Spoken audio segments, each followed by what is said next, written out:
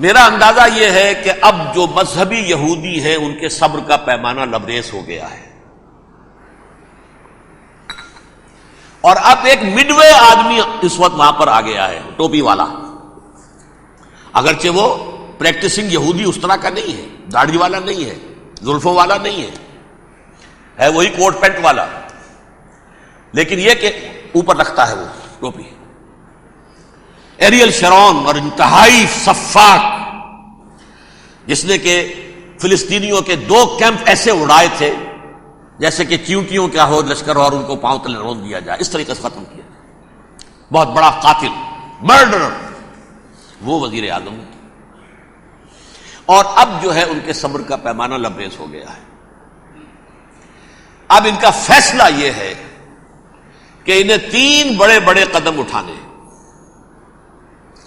Number 1، فلسطینیوں کا خاتمہ، ایتھنک کلینزنگ۔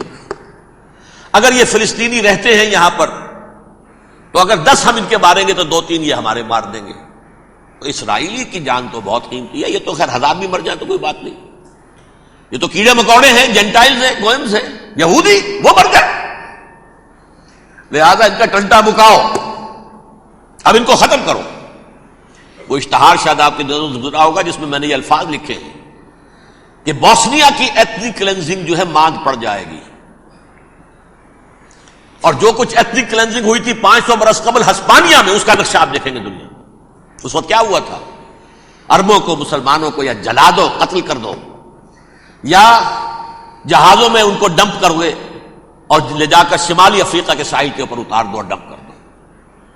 ایک بچہ بھی نہیں رہنے دیا تھا ہسپانیہ میں۔ 1492 میں سقوط غرناطہ ہوا ہے، اور اس کے بعد 10 سال کے اندر اندر ایک ایک بچہ مسلمانوں کا ختم کر دیا۔ یہ ہے فیصلہ ان کا۔ اب بہت بڑا قدم وہ اٹھانے پر مجبور ہے۔ کب تک آپ رہیں گے؟ ہمارے لوگ مارتے ہیں، 16 نوجوان ہمارے مار دیے، لیکن آج گھر تھا اس میں ایک چلا گیا فلسطینی، بم اپنے جسم سے باندھ کر وہاں اڑا دیا، خود بھی اڑ گیا، 16 ان کے نوجوان اڑ گئے۔ لہذا یہ چیز ان کے لیے ناقابل برداشت ہے، ان کے صبر کا پیمانہ اب لبریز ہو رہا ہے۔ نمبر 2، انہیں بہرحال اب یہ کرنا ہے کہ مسجد اقصی کو گرائیں، قبۃ الصخرہ کو گرائیں اور ٹیمپل بنائیں۔ یہ انتفاضہ جو اب شروع ہوا 1 سال پہلے سے، یہ شیرون نے دورہ کیا تھا، مسجد اقصی میں گیا تھا، اور اس نے 3rd ٹیمپل کی تعمیر کے لیے ایک پتھر جو ہے بنیاد کا پتھر رکھنے کا ارادہ ظاہر کیا تھا، جس پر فلسطینی نوجوان اٹھے، وہ اینٹیں لے کر اور روڑے لے کر، اور اس وقت سے یہ سلسلہ چل رہا ہے۔ کتنے مارے جا چکے فلسطینی، لیکن کچھ نہ کچھ یہودی بھی مرے، اسرائیلی بھی مرے، اور جیسا کہ میں نے عرض کیا اب ان کے صبر کا پیمانہ لبریز ہو گیا۔ انف از انف،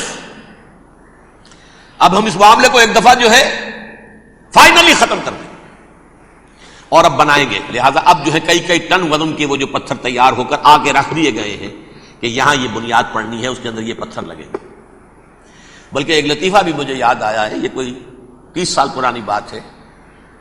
اس قبۃ الصخرہ کی مرمت ہوئی تھی، تو اس کے اوپر جو یہ سونے کی پتلی چڑھی ہوئی ہے، یہ شاہ حسین اردن والے جو ہے، ظاہر بات ہے تھا بھی انہی کے تسلط میں، یہ انہی کی تولیت میں تھا سن 67 سے پہلے، اس زمانے کی بات میں کر رہا ہوں۔